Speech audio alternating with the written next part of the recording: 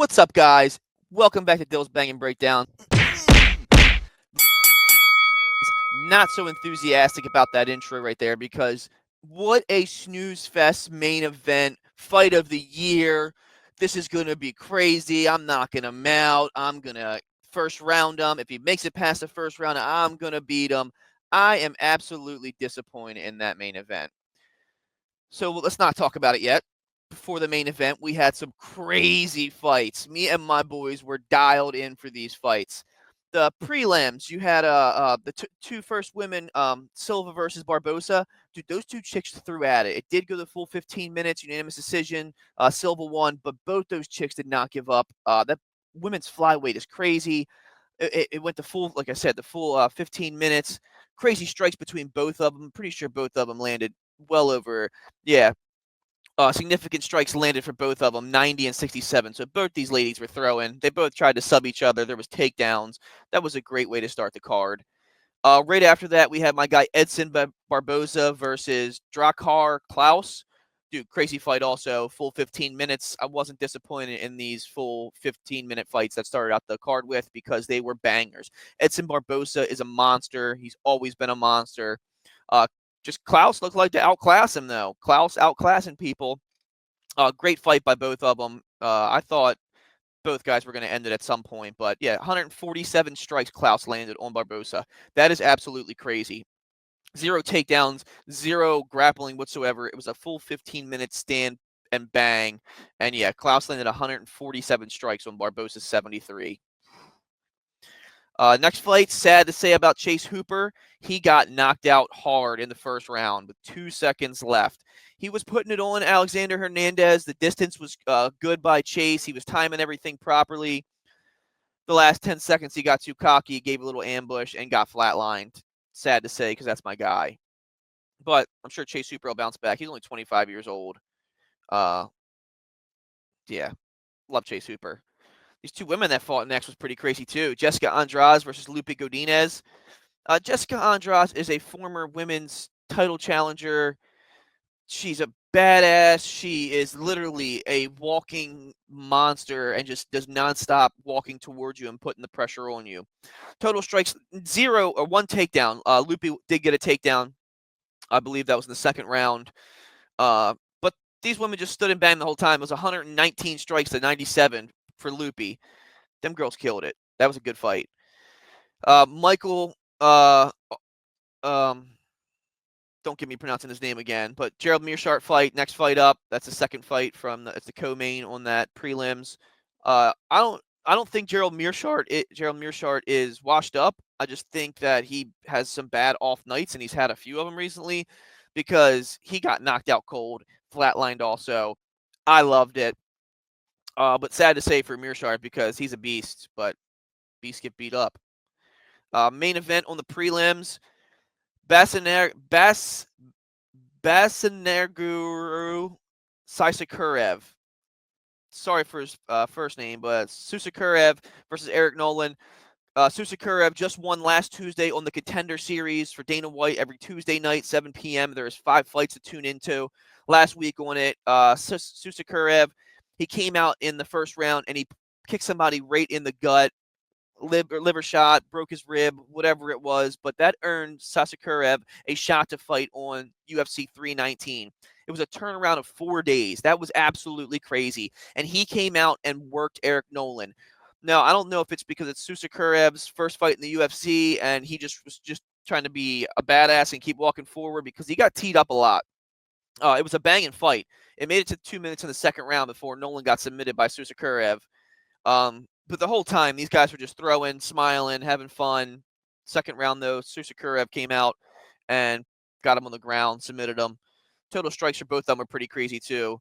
It was for only 1 round in, it was 50 to 24 or 60 to 24 total strikes. Susakurev landed 60 strikes. Could you imagine if it went 15 minutes, say times 3, you're at 180 strikes if he would have pieced him up that whole time. That'd have been crazy. I'm looking forward to this Basanin.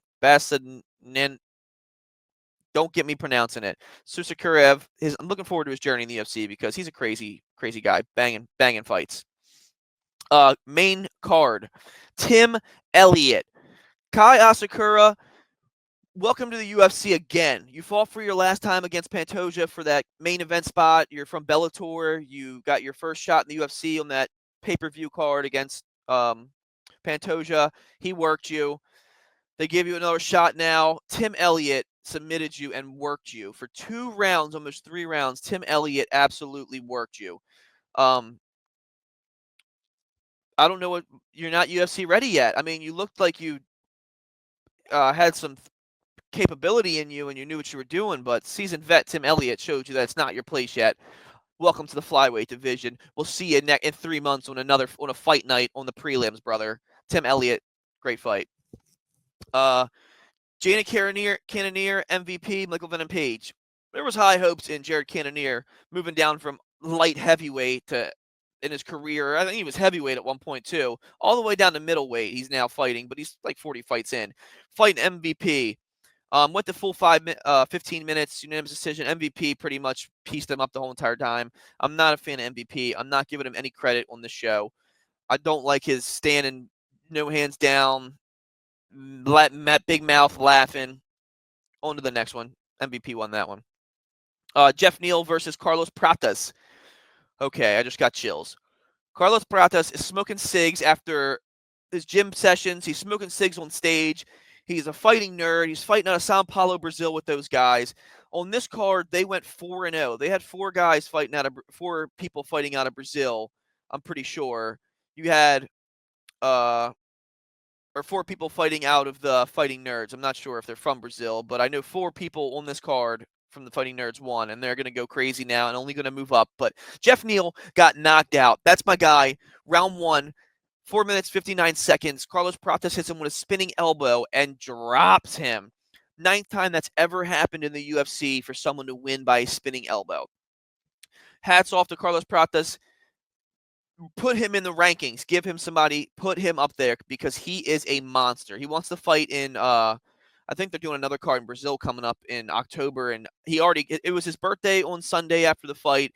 He got a $50K bonus for performance of the night. I'm pretty sure, and Dana White said he's going to let him fight on that card in Brazil in October. So that guy is a monster. That card is going to be filled with them fighting nerds. I am. Words can't describe how happy I am and excited for that card. It's going to be crazy.